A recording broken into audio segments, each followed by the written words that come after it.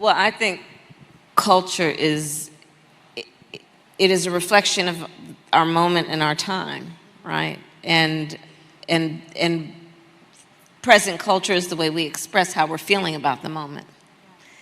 And we should always find times to express how we feel about the moment that is a reflection of joy, because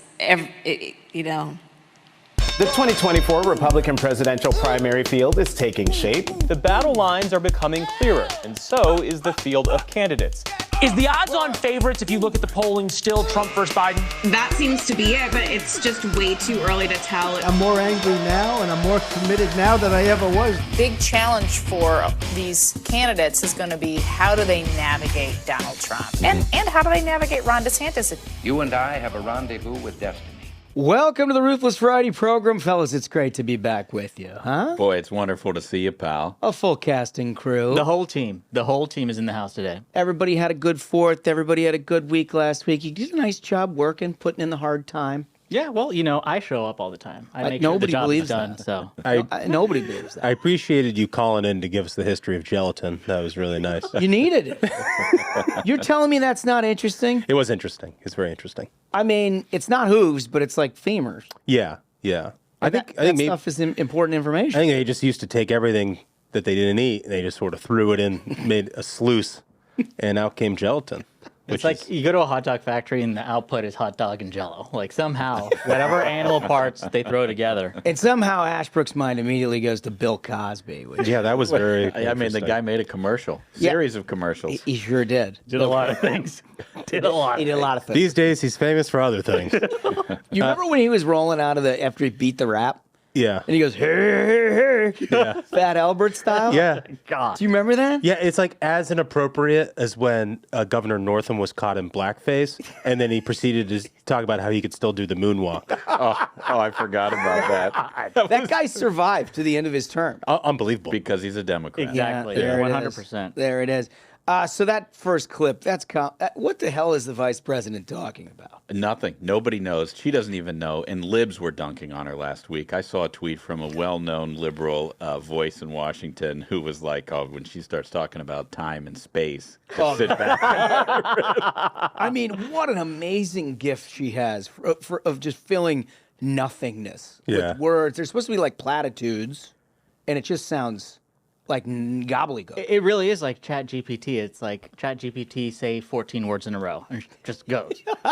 Starts repeating. It's like a couple of verbs I'll throw in there, maybe a noun. California's not sending their best. Absolutely. No, they certainly are not. We are sending our best. We've got a sponsor for today, Capital Access Alliance. In an interview, I understand, fellas. Yeah, he was pretty good. So Brian Walsh, longtime friend. An old friend of the program. Now working with the Capital Access Alliance. They're fighting for more flights into Washington, D.C., and they say lower fares. Into DCA. Yeah. Which is a difference, because those of you who fly into D.C., I feel like there's a little bait and switch going on from the airlines. Always. When you're like, I want to go to Washington, D.C., and if you're not a frequent traveler there, they give you options. Yeah. Right? And they're like, yeah, no problem. Here's BWI. Yeah, have fun in Maryland. Yeah. And next thing you know, you're in Baltimore, and you're like, this isn't even close to Washington, D.C. So they're trying to get people here. Yeah, they're into Washington Reagan Airport, and he had some very interesting things to say. I can't wait to hear about it. Okay. Well, you're seeing us on YouTube. And, look, fellas, you didn't at least lose the YouTube audience last week. I'll give you that. That's right. Over the past couple of weeks, we've actually doubled the number of our subscribers, which is great to see. Thank you so much to everyone who has followed us on YouTube already. If you have not, go on there, hit the subscribe button, and you get the whole show in video plus extra goodies, things that don't even go out in the show. Also, a little behind the scenes here. We were talking in the pre-production meeting, but the Wolf's got a lot of dials spinning here, with video playback and stuff like that, and I think it's going to be pretty interesting. Oh, gosh, I can't wait. All of this is so exciting. Yeah. Mm-hmm. But nothing, and I mean nothing, more exciting than our next announcement. This is huge. We're going back to Iowa, fellas. Boom. It's going to be great. I mean, it was really good last time. It's going to be even better now. Do we have that old-timey Iowa jingle? I think we do, but give me 1 minute. Well, yeah, you got to look at that. Because, listen, last time, for those of you who are longtime listeners, it was one of our first traveling events. Yeah. And Governor Reynolds and Joni Ernst and Chuck Grassley all had an incredible invitation, open invitation for us to go experience the Iowa State Fair. For those of you who haven't seen on our YouTube, we made the most of it. Yeah. And I mean, we had pretty much the entire Iowa delegation all the way through. Like we had, like you'd mentioned, we had Kim Reynolds, we had Ashley Hinson. Like it was the warmest welcome for the show. We had a blast, and this time I think it's going to be even bigger. Well, it's going to be even bigger, Smug, because, look, we got a presidential primary going on right now. That's exactly right. And this is the last Iowa State Fair. Right. Before the Iowa caucuses. Well, which that's were just an important point. It's going to be a big deal. Obviously, they just announced the Iowa caucuses will be January 15th. Yeah, I want to get into that in a second. All that. Yeah. But, so this is big for us. It's a big deal. It's all I'm saying is it's big for us. It's very big. Do we have the music? Oh, I know all I owe, I away. I don't know where we found that. I don't too. It's so good. I love it so much. But as you mentioned, Iowa has now officially announced its caucus date. And there was a rampant speculation about when that might be. And it seemed like there was like a 60-day window there. Yeah, as late as March. There were a lot of people who were saying that this time is going to start in March. But January, even earlier than last time, if I remember, it was February last time, right? I think it was like the first week of February, maybe the last week in January. This seems a little bit earlier. Yeah. What do we think about it? So it's on Martin Luther King Day. Yeah. Well, it's obviously a really big deal for Republicans. Democrats, as most people know, have been trying to stiff-arm the state because they just haven't been very successful over the past few cycles. Well, and the current occupant of the White House got his doors blown off in his Democratic caucus in Iowa. And so in his eternal need for vengeance on that, they tried to shift Iowa entirely out of it, and then Republicans took advantage of it. Well, and in Iowa, there are about 650,000 registered Republican voters. And there was a record turnout in 2016. And from what I'm hearing now, they're expecting an even higher turnout for 24.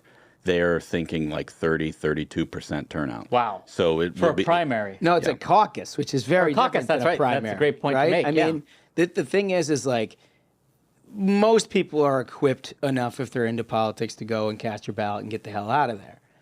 Caucus requires a little bit of time. Far more involved. Yeah. A little Far bit more of involved. effort. You got to go show up. And it's a little intimidating, I think. You got to talk to neighbors. So. Who have different opinions Right. about things. Right. And generally people in the Midwest, you don't bring up divisions Midwest nice. amongst neighbors too often, but this is their opportunity to do that. A lot of pals, a lot of buddies.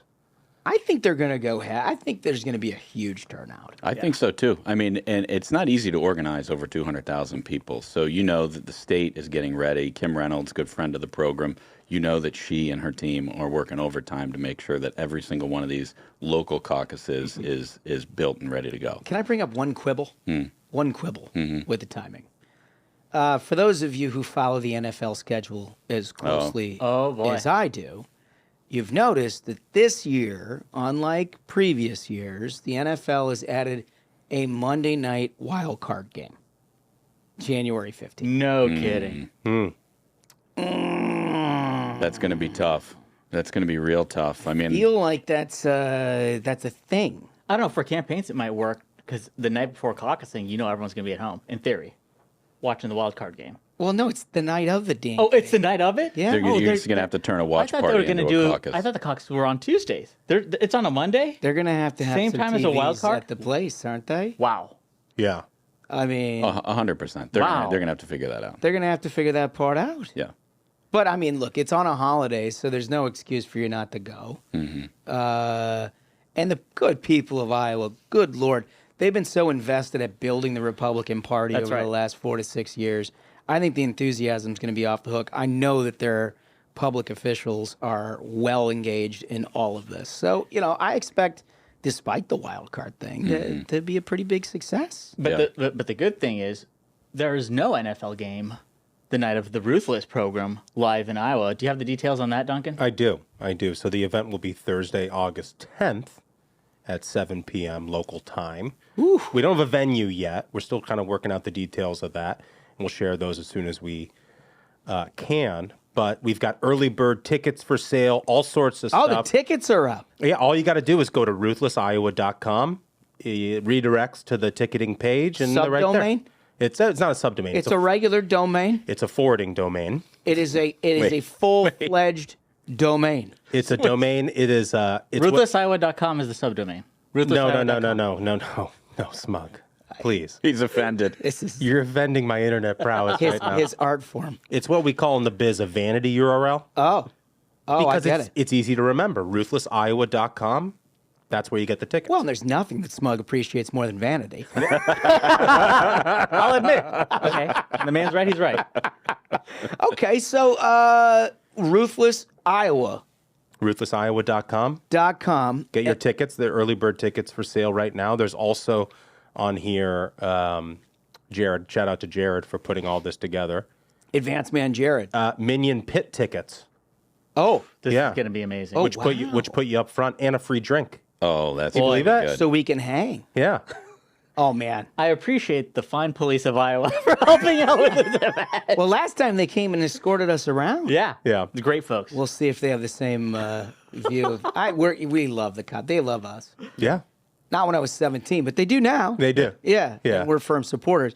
So I think what you have to do is go to the vanity URL, ruthlessiowa.com. Yeah. Get on that, because a part of it is when we're trying to lock down this location, we're trying to figure out how many people we can accommodate. Yeah. And to be honest with you, like our first couple runs, we were like, I think we're going to get more than that. And so, like, if you get in early, you're guaranteed a spot. Yeah, so far, I think every live ticketed event we've done has sold out within like 60 minutes. So totally. Yeah. Well, the one that we did was like the Minnesota one was 7 minutes. 7 minutes, yeah. And the DC one, same story. It was like 30 minutes. It was gone. So I'll tell you right now, you want to be there for sure. Ruthlessiowa.com. You got to do it. You got to be there. It's a month away. And I'm going to prepare myself. Like, I'm going to be fun here. Yeah. Right? I want all you guys bring an A game. You don't have to worry about me, pal. Well, I worry about you after the first night. I know that. No, I know. I'm going to make sure that I get there on Thursday so I can bring my A game. Yeah, well, so, I mean, our audience may not know this, but Duncan, no matter what we're going to, if it's a sporting event, a golf trip, a Ruthless event, a wedding, whatever it is, we call it First Night Duncan. Yeah. Because he lands on a plane. Lord knows what he's doing on the plane. But he lands and he gets to a hotel, and by like midnight, he's unrecognizable in human form. Shot out of a cannon. This man goes full-fledged. Well, it's just, I'm like a closer. Like you bring me into the game when you need me the most in this pivotal moment, and I give you hot heat. Feels a little bit like a starter in this circumstance. We're like barely wheels down. Yeah. Well, I like your attitude, though. Yeah. But we're gonna have to spread it out a little bit so we get a couple of days of action out of you. Okay. Which is important. Yeah. All right, so we got to talk a little bit of the campaign. Let's start with campaign politics, shouldn't we? Okay. Don't you think? Yeah, I think. I mean, and Iowa's a good place to start. It really is. There's a couple of interesting articles that came out. New York Times did one that I think has some texture here that gives you an idea of what's going on in Iowa, because most of the media organizations are talking about, like, certainly on cable, it's all like national stuff. And you see national polls and this, that, and the other thing. But like what's happening in Iowa is pretty important, and some of it has big potential dynamics. So Trump and DeSantis are battling for Iowa voters and for its governor, too. Governor Kim Reynolds has vowed to be neutral in 2024, but Donald Trump's team views her as neutral in name only when it comes to Ron DeSantis and his wife. I think that's crazy, and I'll tell you why.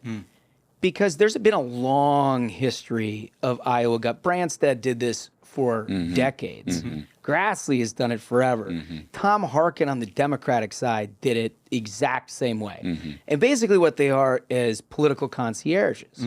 They know that their contest means more to the presidential election than anything else, and they're going to take advantage of it. Yeah. So they're going to try to get as much time out of each one of these candidates and take them to like all the things that they care about, all the people that they need to get to know, show them the projects that should be educate a little bit on ethanol. That's huge. Right. Very important topic. It's smart, like you're alluding here, because it means more face time for your constituents that vote for you. Yeah. Right? With all the people who might be running the country. And right? one of these people might very well be the president of the United States. Yeah. And so it's almost like having a complete edge on 49 other states. Right. Because you've got commitments locked in It's early. like you got the big red phone. Yeah. You know? Right. So, but somehow this has gotten sideways. And I think I'm anxious to hear about your impressions of I know I've got strong opinions, but I don't want to lead with that. Why is it, in your view, that Trump sees Reynolds as a DeSantis supporter, despite the fact that she's taken basically all of the candidates everywhere? So I think it's important to say, how great a job Kim Reynolds has been doing, because she is using this as an opportunity to get her constituents, the people of Iowa, as much time with presidential candidates as possible, which is huge, huge. I think part of Trump's thinking here is he sees the polling. He's like, why is there even a primary? I've got this locked up. Why are you showing anyone around town? Everybody knows I'm the chosen one. And I think that's his attitude, is that anyone who does not agree with that viewpoint, that this is already over. If you observe that there is a contest at all, you're in the other camp. I think so. I mean, we're 6 months from Iowa, and he's like, why is anyone campaigning? Yeah. So Yeah. I think that's where this stems from, is that attitude. I think that's probably right. Duncan, you have a thought on that? I think that's definitely part of it. I think the other part is, Donald Trump sees everything through the prism of loyalty to him. Yeah. And as you've seen in his attacks on Ron DeSantis, he was just in Nevada last weekend, and he was attacking DeSantis on, I endorsed him. I'm the one who made him governor, and now he's going to run against me, sort of thing, which is right. He's done on a lot of folks, and he likes to take credit for other people's victories and sees it as all originating from him winning in 2016, and so he looks at someone like Kim Reynolds, and he said this in his truth about it. But he takes credit for her victory as well, right? And so he always has this mythology to like how these people got to where they were, and shocker, he's a central figure. Yeah. And I think there's various levels of truth depending on who the candidate is. I think it all depends. Like, it's not all the same, right? But I think that's the largest part of it. I think so. Smash, you have a thought?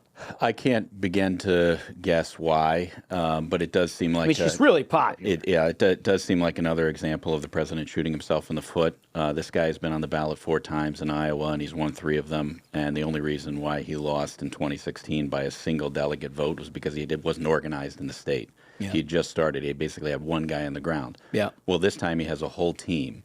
They're very well organized, and this time they are serious about winning, and his team thinks that they've got 30 to 35% of the vote locked up, like not going anywhere. And if that's the case, he's not only going to win, he's going to win big, because if you remember in 2016, the top 3 candidates were actually very, very close. Yeah. Ted Cruz, Donald Trump, Marco Rubio were all in the 20s somewhere, and all within just a single delegate of one another. So I think it's possible that this could be another close race.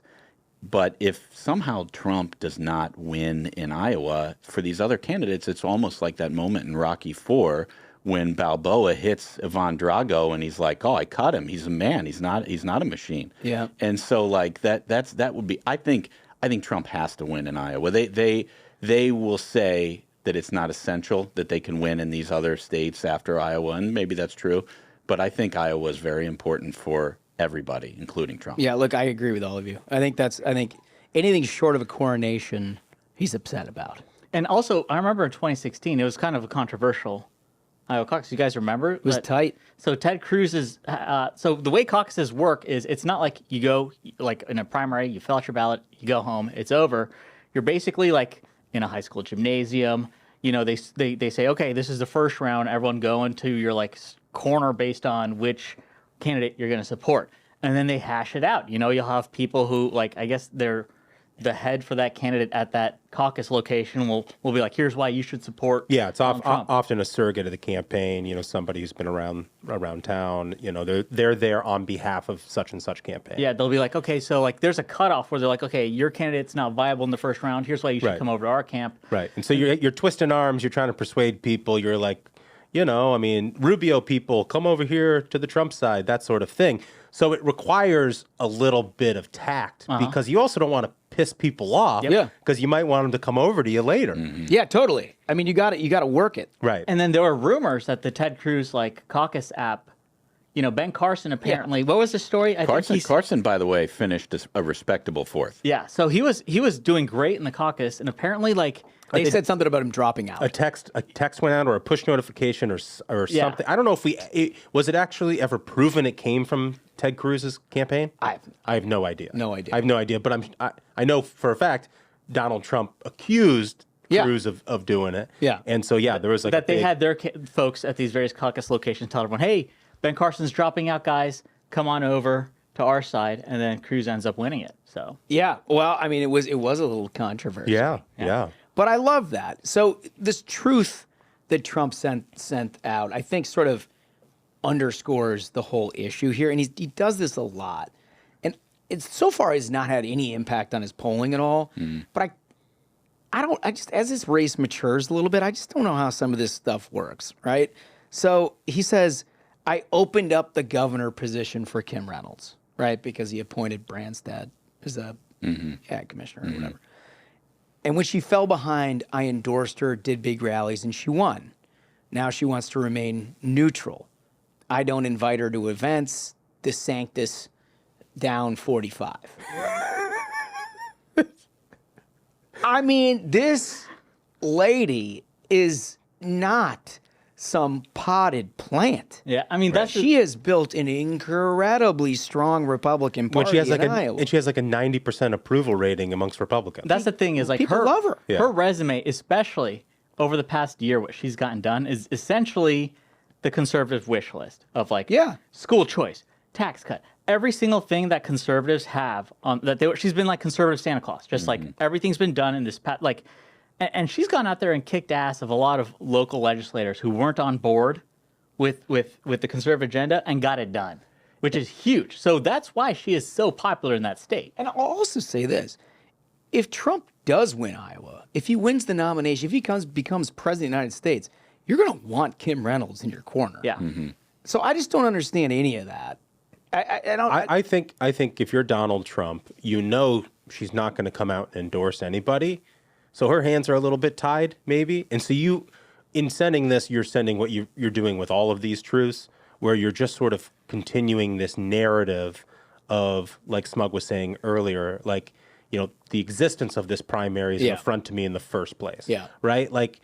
She wants to be an ambassador for her state, so she's not going to reply to this and be like, all right, I endorse Nikki or I endorse DeSantis, right? So she has to sit there and be like, all right, okay. And he gets a free pass to be able to say this about her, which I don't know. I don't know if it ultimately matters, but I don't know if it's a free pass. I mean, there are ways that you can make somebody's life miserable separately from putting out a statement publicly. You know, I mean, it's a big state. It's a very diverse state that personal interaction matters. And I really think he shot himself in the foot with this. Yeah, I just don't think it's smart. 6 months out. I mean, I don't think 6 it's months smart. out. 6 months for that to ruminate. It may not matter, but it does seem like it's a significant misstep. I think the final thing I'll say in it is it just goes back to this thing that Donald Trump always does, which is against what is his better judgment, probably knowing it's not a good idea. He can't help himself. He does it anyway. Yeah. No, you're right. You're right, Michael. Well done. So according to the Des Moines Register, the Iowa GOP's Lincoln dinner draws both Trump and DeSantis. Now, you remember this has been an issue because they've done competing events, whether it was Joni Ernst's Roast and Ride, whether it was the one that Trump said that there was a tornado, and so DeSantis basically went to his event. Right. I mean, they have not been in the same venue, the same place in Iowa. Apparently, they will now, and 11 others, July 28th. I cannot wait for this. It's gonna, there are going to be fireworks. You know that President Trump has something up his sleeve. I would guess that the DeSantis team or their super PAC have something up their sleeve. I cannot wait for this event. Yeah, I mean, and we're going to be in close proximity. We're basically 12 days later. We're going to be in Iowa to catch all the aftermath and talk through it all. A number of different other things that are going. We mentioned Joni Ernst's Roast and Ride. Did you see this thing? It was in The Independent. Yeah, that's right. About how she invited everybody, as she does. Joni Ernst is like Kim Reynolds, and that she will wants to be a political concierge and get people in. And she has this big annual event that was very well attended, I might add, called the Roast and Ride. And all of the candidates except Trump showed up. And in order to accommodate, because he had a scheduling conflict, in order to accommodate that, they rented these big like screens. Did you see this? Yeah. They rented these big, so he would do a video message, and they never did one. Never sent it. Yeah, and I also read, and I think it was in the New York Times, which did this whole story. This might be a rewrite, but that they also sent a helmet that they wanted to raffle off to charity. Yeah. And have all of the people who were running sign it, and Trump signed it with a big 45th president, and then a huge 47, and so they like. It's they couldn't use it. They couldn't use it because it's supposed to be like a neutral deal, and they can't obviously do it. It'd be like his Mother's Day, and like I get the card for mom, and I give it to my brother, and he signs it with a big old John Hancock. I got this for you. Yeah, that's it. That's pretty funny. Yeah. Well, I mean, all of the focus has been on Trump and DeSantis, right? And DeSantis has a lot of money. He has spent a lot and Yeah, did you guys cover that last week about how much money this guy's has raised? So we'd only gotten breaking news of when the Trump campaign reported theirs. We didn't get all the numbers, which has been tricky. And I think we should kind of wait till we have apples to apples from everybody. Okay. I know Nikki released some numbers today as well. We have DeSantis numbers, we have Trump numbers. I kind of want to see where everybody is. To see the reports, and then we'll do a whole rundown. Yes, I want the FEC report. I want to know how many unique donors, all that sort of stuff. So we can give you like the real under the hood. Suffice it to say, DeSantis is raising a fair amount of money. A ton of money. He is raising a fair amount of money. But what we've learned from watching Iowa in the past is that there is room in the state for multiple candidates to do very, very well. I mean, in 2016, we talked about 3 candidates at the top. It's not inconceivable. You could have the same thing this time around, even with DeSantis having so much money. One of the stats that I heard recently is that the top 10 counties produce about 40% of the vote. And a lot of that vote is coming out of suburbs in places like Des Moines and Davenport and Cedar Rapids. Yeah. And a lot of suburban Republican voters have been looking for a new face for the party for multiple cycles. And the Nikki Haley team will tell you that they think they've got an edge with that voter set. So I don't think that you can count out the Nikki Haleys of the world. You can count out the Tim Scotts of the world. In a state like Iowa that's as big and diverse as it is. A lot of people won't tell you it's diverse. It is a very, very diverse state. 100%. It's a unique, and this is why I love that it's first. I know. Is that it's unique. It requires having a ground game. You got to go earn it. You got to go and earn it. You got to be able to do retail. You got to show up at other people's event where you don't control everything. Yep. And that for a lot of candidates doesn't work. And so, it's a great test for a campaign that hopes to be the nominee and has to win in a bunch of places to prove that they've assembled a team that can go out and earn votes person to person. You're right. It's huge. Like, capitalizing on that attention of trying to get noticed when you have, every time there's an Iowa caucus, you've got every candidate essentially on the ground willing to talk to every single voter. Yeah. It's a competition to try to get eyeballs, to get folks to support you. I remember in 2016, what stood out to me is President Trump had his helicopter. Yeah, we did the ride. At the Iowa State Fair. And he was like, hey, kids, hop on the helicopter. You get a helicopter ride. And I was like, damn, that is the most brilliant. I hope to God he brings the helicopter back. I will jump on that helicopter. He should take you on a helicopter ride. Absolutely. 100%. I feel like that's the right thing to do. So there's a lot of discussion now happening about DeSantis and his campaign strategy because everybody expected a big bump coming out of the announcement. That clearly didn't happen. He's raising a lot of money, but the polls don't seem to be moving. He's doing a lot of things on the ground in places like Iowa. Those polls don't seem to be moving a lot. So there's now, you get the inevitable, here's his strategy. It seems dumb to us type thing. Mm-hmm. Yeah. The latest here is in the Atlantic. Ron DeSantis' only hope to beat Trump from the hard right. Oh, okay. On paper, DeSantis' campaign is in dire straits. He's trailing the front runner, Trump, by a 2-to-1 margin in the national polls. There's no national primary, only individual state contests. And these first of these will take place in Iowa early in 2024. The outcome of the showdown has the potential to shape the entire primary to follow, and by pivoting hard to the right on social issues, including abortion and gender, DeSantis has been methodically positioning himself to win. Conservative evangelicals and their preferences have determined the winner of the Iowa caucus in 3 Republican presidential primaries. 2008, they chose Mike Huckabee. This is interesting, right? Mm-hmm. In 12, they gave the nod to Rick Santorum. You might forget People that. forget about that. Yeah. And in 2016, they gave it to Ted Cruz.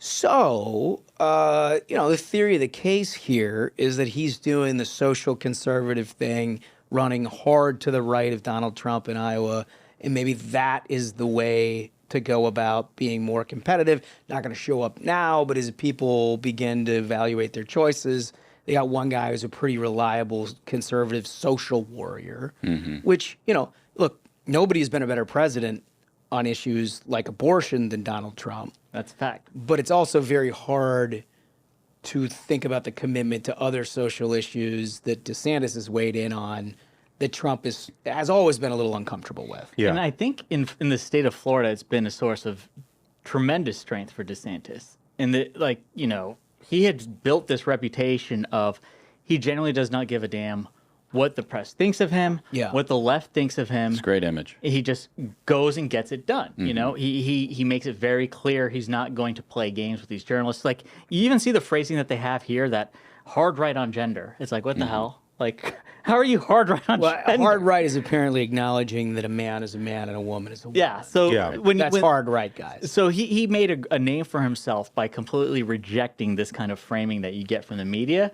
And it's part of the reason why he won in such a landslide in the state of Florida. So he definitely has that going for him. But the one thing I would point out here, just to play devil's advocate, is all these people who won Iowa did not become the nominee.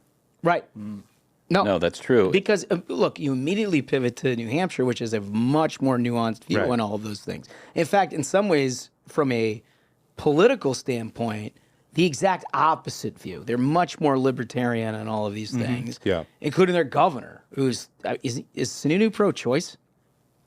I don't know. I think he's pro-life. Is he pro-life? Hard right conservative. I don't know the answer. I don't to that know, but it's certainly more nuanced. Let's just put it that way. It is more nuanced. And when Rick Santorum won, remember, that was the rise of the Tea Party. And the definition of what was a conservative was framed a lot by where do you stand vis-a-vis the Tea Party. Mitt Romney did not have those bona fides. Even Ted Cruz was living a little bit off of the Tea Party fumes when he won. But they were all doing the Bible organized. thing. And remember, that's when Trump said he holds the Bible high and lies For the last Lion Ted. that's where Lion Ted came from. Yeah. For the last 6 or so years, what is a conservative has been defined almost exclusively by do you support this guy named Donald Trump who's being attacked daily by the media. Yeah. And I think that there's a residual effect there. And the point I'm making is that the idea that there's a path exclusively to the right of Trump, I think is a little bit tough to imagine. I think DeSantis needs moderate voters. He needs the kind of voters who don't think Trump can win a general election, who live in these suburbs, to vote for him. Otherwise, he's going to have a hard time. Well, I mean, that's an argument I've made for a long time. If you look at the 670 or 80,000 registered Republicans in Iowa, I think the high water mark, as you said, was like 300,000, close to 300,000, just under it, that showed up at the caucuses in 2016. There's also a whole bunch of people that showed up in 2016 who were like regular 2014 hardcore 5 of 5 Republican primary voters who have since left the scene. And they are in that category that you're talking about, that suburban Davenport, Cedar Rapids, Des Moines area. And it's hard to imagine anyone competing against Donald Trump unless you have a foothold somewhere in that and bring people back. Because as of right now, this is the argument that I've made to everyone, is that everyone is accepting the premise that the primary universe as it is currently constituted, the one that was built entirely by Donald Trump, is the universe of Republican primary voters. I don't believe that. And we've seen over time how that has changed. How there are, George W. Bush in 2000 changed the model for that, and the compassionate conservative thing and all of that.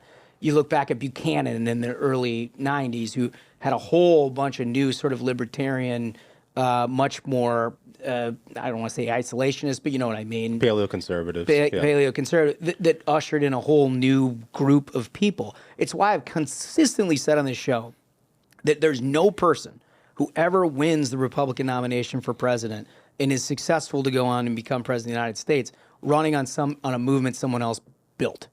You're not going to do it because it acknowledges that somebody else did it better than you did by definition.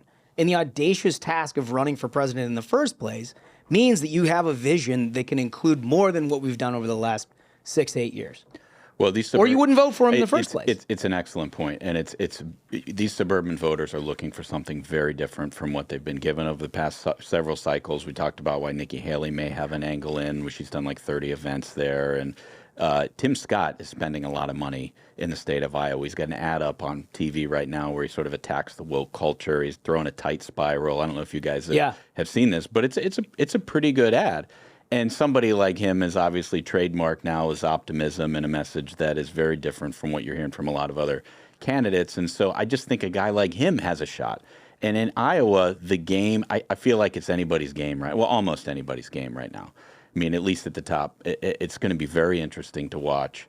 And I wouldn't sleep on Tim Scott either. Well, I'm excited for us to be out in Iowa because I can't wait to talk to some voters and figure out what they're thinking. Totally. Right? Because, you know, I don't know. I haven't seen... I don't want it filtered through CNN. Yeah. You know what I mean? I want to go talk to people. And our audience doesn't want it filtered through CNN. Can I just say one more thing about Tim Scott? This ad that he's got up right now, the tagline in the ad I thought was very interesting because it's almost like it's a shot directly at President Trump. The tagline is, "It's good to fight, but it's better to win." Ooh. And that talks right to the suburbs. But that could also be a DeSantis shot, too. Could be. Right? Well, because I think what DeSantis is trying to do is have his cake and eat it too a little bit, right? You know, he's going to run to the right of Donald Trump on things like gender ideology. And he's also going to say, I've got the blueprint in Florida. I passed it into law, and I won. Yeah. And I won by 20 points. And so he's going to try to be able to make an argument to the suburban voters to say, didn't you love winning? Yeah. You know, and then he can talk to other subsets of the electorate who are socially conservative and say, not only can I win, and I know you want to win, and I know Donald Trump did a lot of great things while he was president, but, you know, he's a little squishy on some of this stuff. Yeah. I mean, it's good. It's a good message. But I keep coming back to the empirical fact here is that in January of this year and early February of this year, this was an inside the margin race. It was basically tied between DeSantis and Trump. Some polls showed DeSantis winning. Open up those polls. Go to your Google. Go look at it. Open those things back up. To the extent that they offer you crosstabs, here's what they're going to show you. It consolidated a conservative sort of Ted Cruz electorate, as best we understood it back in 2016, with a whole bunch of not never Trump, because they were Trump supporters, but people who'd turn the page and they're not going to vote for Donald Trump. And that second category has heft to it. Don't be fooled by looking at, 53% are committed to the former president of the United States as of right now. That's a big number for a primary. Very big. I mean, a big number. But it also means that 47% are not. And within that, there's all kinds of different reasons for it. And that's what you got to figure out. So they seem to me, DeSantis seems to me infatuated with trying to figure out how to get his 53 down to 40, which needs to happen. But I think it only happens if the dam breaks and you bring your 20 to 35. And if you can't get there, if you can't stack bricks to get to a point where it's like, wow, this guy might have a shot, you're never going to convince a Trump voter who's voted in consecutive elections back to 2016 to support him to change. Yeah, this is one of the points that a lot of the non-DeSantis opponents are making, that he is spending all of this money. Where is his growth? And they're just not, they're arguing that you're not seeing it. I mean, if you talk to the Tim Scott team, they say that the polling they're showing, the polling they're seeing shows him as the second choice under Trump. That's a very big thing. And at this point. Also, that's a good point to bring up. Is there have been in Iowa, I should say. Yeah, second choice in Iowa. I would say though a lot of candidates in 2016 had polling that said that they were the second choice and that the whole field should consolidate to them, so they could go mano a mano. But you got to give somebody a reason to be the second choice. And so far, why would you move if the guy's got a lead that's 30 points. Yeah. But to Ashbrook's point about how, some of these candidates are making the point that, okay, DeSantis has had so much money spent, there's not movement happening there. There's starting to be murmurs among a lot of donors, various activists of, all right, do we need to find someone else to get into this race? Because have these primary voters already cast a judgment that, all right, well, none of these folks are going to be able to beat Trump. Do we need to find somebody else? And there's starting to be rumors like, oh, is there any way that we could get Kemp to run from Georgia? Or could we get Youngkin to run from Virginia? That sort of chatter is not good for the DeSantis campaign. I mean, with presidential politics, there's a lot of talk about invincibility or inevitability, and that those are the things that Trump is pushing fundraising numbers buy him to Labor Day. No question about it. He does. Those are really formidable huge numbers. You're right. I mean, he's raising a lot of money. He's not going anywhere. Right. So he's going to get time. The question is, if people become sort of nervous about having no alternative, which is a possibility. I mean, look, if these poll numbers look like they do in Thanksgiving, right? Yep. But what we've learned in our years doing campaigns and doing this is that the best way to turn off the negative talk about your campaign is to walk in the arena and throw a punch and land it. Yeah. And if he does that, all of a sudden things change. Yeah. Yeah. Yeah. And I mean, to the people who are nervous about DeSantis not growing yet, it's fair to point out that Donald Trump's super PAC has spent millions and millions of dollars attacking. Totally. They're not out there been attacking Tim Scott or Vivek Ramaswamy about what a danger he is to the Trump. Quite the contrary. Yeah. And so, I mean, good point. Well, you got to give Vivek credit. He's been running that Trump super PAC pretty solid. Good job. That strong message to President Trump.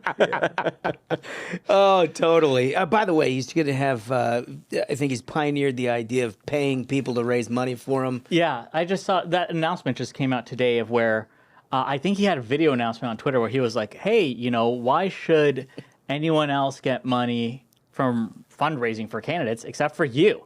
So he's like, I'll give you a 10% cut from money that you raise for me, which is wild. And I guess there's separate levels. Oh, multi levels? Yeah, like a triangle. Okay. A three-dimensional triangle. So parody. We're laughing. Sort of like a pyramid. I wouldn't say that. You wouldn't? No. No, Don Lepre would have nothing to do with it. I'm kidding. I'm joking. I'm not accusing anybody. It's innovative. It is kind of innovative, I mean, I think his whole, and it's a fair gripe, I think, with the system is, you've got, professional fundraisers go out there and have to connect with all these people to raise all this money. And that's their job. They get a percentage because they do a job. And it's not an easy job. No. It is not an easy job to be a fundraiser in politics.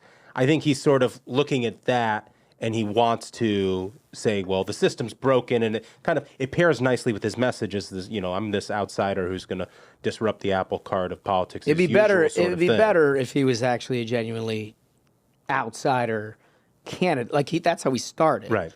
But you hump Trump's leg long enough, it's not like the insider outsider thing kind of fades. Yeah. He has all the capacity to be a great outsider candidate. And he got a lot of attention off of it initially.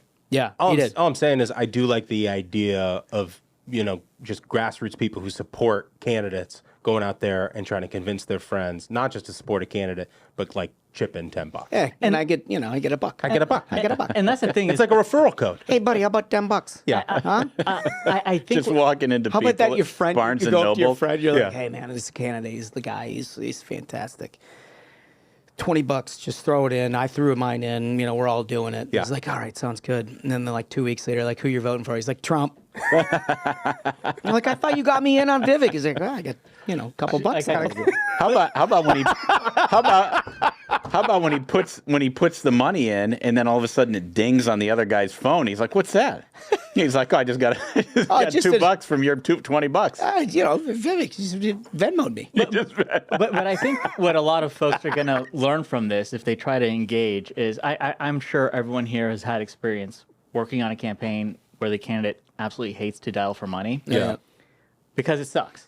You're basically calling people and being like, hey, can you just hand over some And cash? nobody wants to take that call. Yeah, no one likes taking that call. It's either they're going to say, oh, I'm busy with work, try me again some later. They don't want to hear back from you. Or it's dinner, don't call back ever again at this time.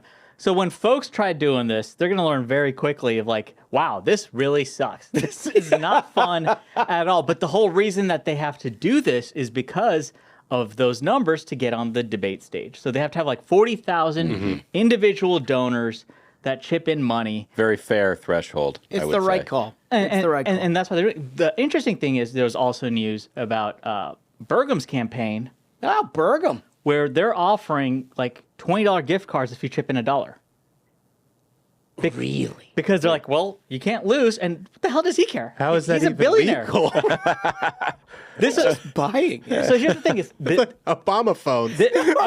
What's the I'm gonna chop your dollar thing? Oh yeah, that's the Nigerian scammers. No, but if you have not, go to YouTube at some point.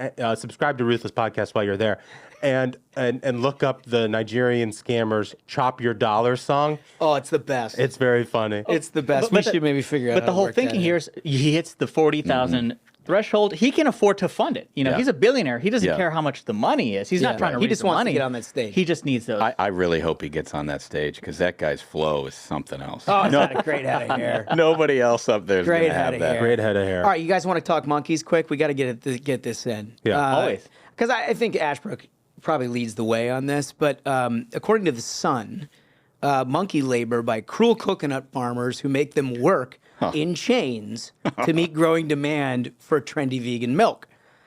We've talked about this before. We're talking about it again. Monkeys are either throwing the babies off the top in Thailand or they're put to good use. That's the thing is, when I see this, you already see it's the liberal media at it. They're saying cruel coconut farmers who make them work to meet growing demand for vegan milk. I right? totally 100% disagree, Smug. And this is Oh my God, you're going to go pro monkey? No, this is not lib. This is great. No, I'm saying the media is saying that this is cruel is a lib talking point. Well, this is for these monkeys. This is a career. It's providing them purpose. It's not a handout. It's a hand up for these monkeys. You're exactly They right. could be out there throwing kids from buildings, or they can get a job. You can start providing for your monkey wife. No. Raise your monkey You're kids. not building a nest egg for the next generation. There you go.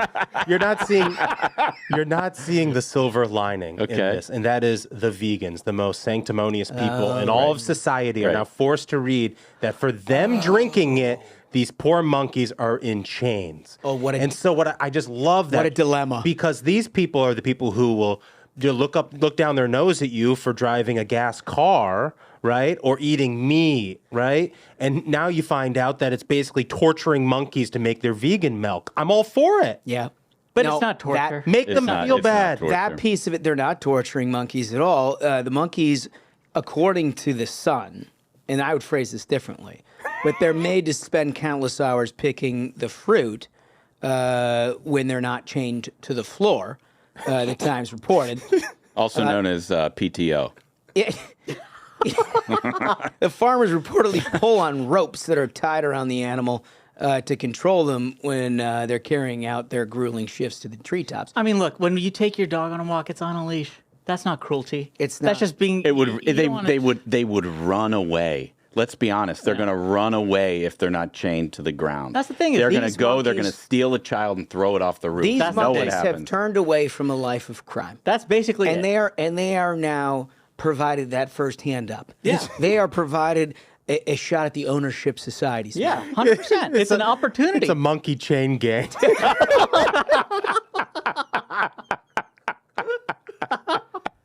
Chain those monkeys. All right, so we got to talk about this one quickly, too. So Axios did this piece that everybody's talking about in D.C. about how Biden is basically a dick. Have you seen this? Yes. Yeah. All right, so President Biden likes to whisper to make a point. In private, he's point-prone to yelling, according to Axios. Behind closed doors, Biden has such a quick-triggered temper that some aides try to avoid a meeting alone with him. Some take a colleague as a shield against a solo blast. The president's admonitions include, God damn it. How the fuck do you know this? How the fuck do you know this? Don't fucking bullshit me and get the fuck out of here, according to current and former Biden aides who have witnessed and been on the receiving end of such outbursts.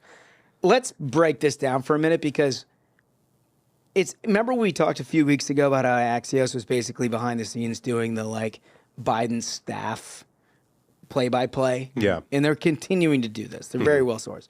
But I'm always skeptical of the intentions of leaking something like this. Yeah, if you're a staffer, why are you sharing this story? In a presidential cycle? Yeah. And like, I wonder if his obvious physical limitations and mental, should we say, incongruity. That's very generous. Have led to them saying like, no, he's actually so with it, he's an asshole. That's the thing is, he's a real taskmaster. Oh, this guy is a ruffian. I think they've had, all this actual, these facts come out about Biden where he refuses to do any, events or anything before, 10 a.m., and after 4 p.m. he's done. It's over. You can catch him for that amount of time. All these stories have come out. People have seen him fall off of bicycles, fall repeatedly trying to go upstairs. Right.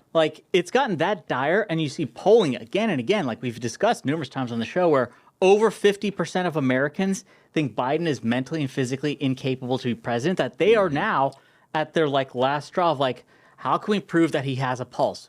He shouts. He runs around. He's mean. Maybe people will believe he's actually alive at this point. It's not just a weekend at Bernie's type of situation, which says a lot. It's that dire. It's that dire. It is. It is. But also, according to the Alzheimer's organization, and I'm not saying, I'm just saying, aggressive behaviors may be verbal or physical when you've lost your... That's another thing I don't think they consider is if there's any truth to this, it's unfortunate. Any folks who've had family members who suffer from Alzheimer's, it's something that you see. It's terrible. You'll see, like it says, a direct quote, God damn it, how the fuck don't you know this? They'll think that everyone should know things. They won't recognize people. They won't know where they are. They get confused and they get angry. A good offense is a good defense. And so that's what, we could be seeing that here as well. Well, aggression can be caused by many factors, including physical discomfort, environmental factors, and poor communication. If the person with Alzheimer's is aggressive, consider what might be contributing to this change in behavior. Yeah. I mean, this is where you slide over the brochure that says "A Place for Mom."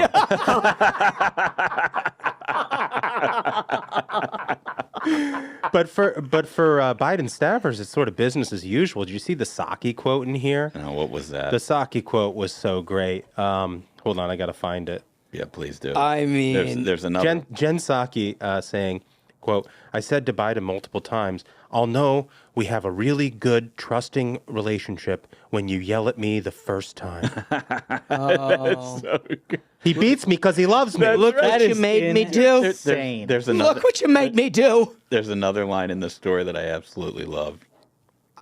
Being yelled at by the president has become an internal initiation ceremony in this White House. If Biden doesn't yell at you, it could be a sign he doesn't respect you. And they ran, and he specifically, I think he had a tweet even about this, where he was like, if I ever raise a voice to a staffer or am indecent, I'm bringing decency back to the White House, I would resign. Dude, there's this guy in the story who says, he tells us one time he was going to see him, and he was like, he was like, okay, Senator, time to do some fundraising calls. Biden responded by looking at him and snapping, get the fuck out of the car. The poor guy was just doing his job. And that senator was John Fetterman. Sir, okay, sir. Just a few calls to make. Get the fuck out of here! Sir, I'm 25. I've given a list of calls that you need to make. Get the fuck out of here! Oh my God, that's amazing. That's so good. What a lunatic. All right, well, let's get to this interview because I think it's really important. I think I'm for this, but I want to hear Walsh. Let's go. I want to welcome to the program a longtime friend. Familiar face. Haven't seen him in a while, but it's really nice to see him today. Brian Walsh, thanks for coming in, buddy. Thanks for having me. First-time guest, but longtime fan of the program. Yeah, well, we're thrilled to have you here in studio for the first time. And you're coming in with a group that's been around for quite a while now. A few months, right? Working on behalf of a group called the Capital Access Alliance. Yeah. It's a coalition of over 60 transportation, chambers of commerce, minority groups around the country, all really focused on improving access and affordability to Washington, D.C. A lot of people don't realize Washington actually has the highest domestic ticket prices in the country. for anyone who flies in and out of Washington, D.C., and a big part of that is the federal government.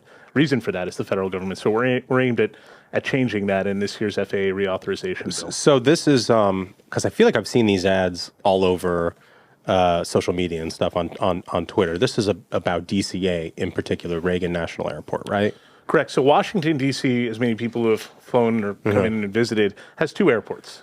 There's Reagan National, which is in Arlington, right closest to the city. Yeah. And there's Dulles, which is about 25 miles outside the city.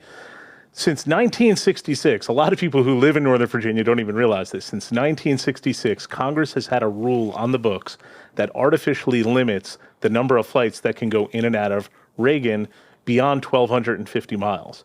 So there's only 20 flights a day that can go beyond 1,250 miles. Now, the reason for that was back in 1966, when Dulles was opening up, hardly anyone lived out there. Yeah. There was like 35,000 people who lived in Loudoun County, Virginia, where Dulles is located.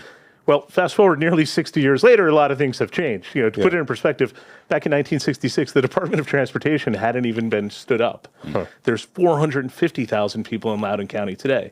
Fairfax County's population has more than doubled. So it was put in place to protect Dulles at a time when few people lived out there, but it's been kept in place for reasons like anything else in Washington. Change is difficult. There's an entrenched bureaucracy that doesn't want to change the status quo. But, it's now 2023. 10 times more people are flying than 60 years ago. And so our goal is to have Congress authorize more flights. Now, people say, why is Congress even involved? Which is a great question. Both Dulles and DCA are federally owned facilities. So the only way more flights can be added out of Reagan is if Congress authorizes them. And what caught my attention is when you said that what you're pushing could reduce costs. I mean, these plane fares are so expensive out of DCA, out of Dulles. I mean, you cannot get from here to anywhere else without paying an arm and a leg. And if you're traveling with family to DC or away from DC, you're feeling it in the summer or anytime you come in. Highest ticket prices, but also a lot of connecting flights. I have two young kids. So I want to get wherever I'm going as quickly as possible, right? Like I think like a lot of parents, you don't want to connect if you don't have to. Yeah. Now, the opposition to this effort is being led by United Airlines, which has 80% of the gates at Dulles, and surprise, surprise, they don't want more competition. And so they're fighting this very hard. We're working with Delta Airlines and a lot of other partners to try to change this, to improve the status quo. But, because there's so few choices right now, your only choice really if you go out of Dulles is United. At DCA, American Airlines controls nearly 60% of the gates. So surprise, surprise, they're opposing this too because they simply don't want more competition. But subsequently, it's airline passengers who are paying the price with some of the highest ticket prices in the country. What I don't understand is, it's like the United part of it makes sense to me. The rest of it doesn't make sense to me because, I fly American, but I visit my wife's family in Austin, for example. And if you ever try to get to Austin from DC, there's one flight. Yeah, right. And if you can't get on that, you got to connect through DFW. And it's like I travel with young kids too. There's nothing I hate more than have to be at that Dallas-Fort Worth airport waiting on a connection to basically fly an additional 30-minute flight, right? So, and they just expanded all those gates at DCA. So what I don't understand is how is this not obvious to people that the demand is there for people to travel out of DCA? Well, Austin is a great example. There's, as you said, noted, there's one flight a day. It's a Southwest flight. Yeah. But it's one of the fastest growing cities in the country. If you think about San Antonio further to the south, San Antonio is now the 7th largest city in the country, does not have a single direct flight from DCA. And so Austin, San Antonio, and kind of other cities would be areas that would be looked at. Yeah. Think about Seattle, for example. They're building a new headquarters for Amazon right next to Reagan National. There's only 2 flights a day to DCA. They're both Alaska flights. So there are a lot of areas, more people are traveling than ever before. But, there is this entrenched bureaucracy. United just doesn't want more competition. So our hope, though, is that, and this is, we're seeing support from members of both parties. This is one of those rare issues in Washington that actually doesn't break across party lines. Right. So you have Democrats, Republicans, conservatives, and liberals supporting this. Our goal, though, is to get this over the finish line have Congress authorize more flights out of DCA. So one of the arguments that the other side makes is that there would actually be a reduction in some of the locations that currently serve to DCA, and you say that's not the case. Well, yeah, like I said, their primary argument is just anti-competition, but surprise, surprise, that doesn't really play well on Capitol Hill or with the general public to say, I don't want more competition. So they've settled on this false narrative that it'll somehow cut flights elsewhere. And I just tell people, read the bill. It's HR 3185. The bill is purely additive. And so it basically says we're going to authorize 28 more flights across all 7 airlines. And so that's what's ironic here is that United and American are opposing something that they would also benefit from. They would get 4 new flights each under this legislation to fly wherever they want. And so the bill basically says each airline, 7 airlines at DCA gets 4 new flights. You can send it to Nashville, you could send it to Orlando, you could send it to Seattle or Salt Lake City. So it doesn't affect any in-perimeter current service. It's purely additive. So, like I said, it's just one of these things in Washington that change takes a long time. It's just crazy. It's just weird. It's weird because it's like, I mean, it's not an argument that works with the general populace to be like, oh boy, just you think about the other airports. And it's like, I don't want to think about other airports. I just want to go into one airport and then land at another one and I'm where I want to be. Like, well, I'm like anyone else, right? I fly United, I fly American, I fly Delta. Yeah. I mean, I fly wherever can get me the best Especially prices. when you got kids and you're like, okay, whatever is going to limit the amount of pain I have to go through, the shortest amount of time, the most direct. That's all you care about. That's all you care about. And you know what's funny is we did a poll. I mean, I've lived in Virginia for years, and we did a poll of 1,000 Northern Virginia residents, and it came out with 2 results which anecdotally matched what I had heard from neighbors. One, a lot of people, even in Northern Virginia, aren't aware that this is a 1960s era regulation that's limiting travel. Yeah, no, I wasn't. No, a lot of people, I talked to my neighbors who just aren't familiar. They say, well, that's why we only have to go to Dulles and take a United flight. We don't have more options. And 2, when they learn more about it, they're like, we want more choices. Right. And so what's interesting is you have the 2 Democratic Virginia senators leading the fight against this. Oh, interesting. And there's 2 interesting observations I'd make there. One, I don't think they have their finger on the pulse of where many of their constituents are. Oh, yeah. Especially parents, right? We want lower prices, we want direct flights. Yeah. 2, what's also interesting is, especially on the left, they talk about, environmental impact and we need a cleaner environment. Well, our study also shows that passengers going to DCA have the highest carbon footprint in the country because many of them have to make connecting flights. So this is an opportunity to address environmental issues, but surprise, surprise, like many other issues, there's a not in my backyard crowd. Yeah. It's kind of like, the Hollywood actors who take their private jets to environmental conferences to preach about global warming, right? I mean, it's like, so they're all for it except in their backyard. Yeah. So there's a lot of irony here. Yeah. Oh, man. Well, I can't thank you enough for coming in to talk about this, Brian. We will, I'm sure, get a ton of mail. We hear from our listeners all the time on stuff like this, and I guarantee we're going to hear a lot from our listeners on this particular subject. And I hope we can stay in touch and talk a little bit more about it as time goes on. That would be great. We would encourage people to go to capitalaccessalliance.com. You can go there. You can send an email to your senator. Give them a call. This is going on through Congress right now in the FAA reauthorization bill, so it'll probably go into the fall. But we would urge people to contact their members of Congress and say, why are we still having 1960s era regulation governing air travel in the United States in 2023? Well said. Thanks for coming on, man. Appreciate it. Thank you for having me. Capital Access Alliance has a big network around the country, a lot of locals who are pushing to get this, naturally they want more flights into DC. And it seems like they're making some inroads. Well, the perimeter rule thing here that he's describing is sort of slices through Texas. So sort of like Austin and San Antonio are outside it. Yeah. Right? And so selfishly, yes, I would like more flights out of DCA, please, direct to Austin, where my wife's family lives. Let me tell you what tipped the balance, because honestly, I hadn't thought about this before, and I started reading about it because you guys were going to talk to him today. And as I was doing that last night, I'm not making this up, the 11 o'clock news came on, and they did a package.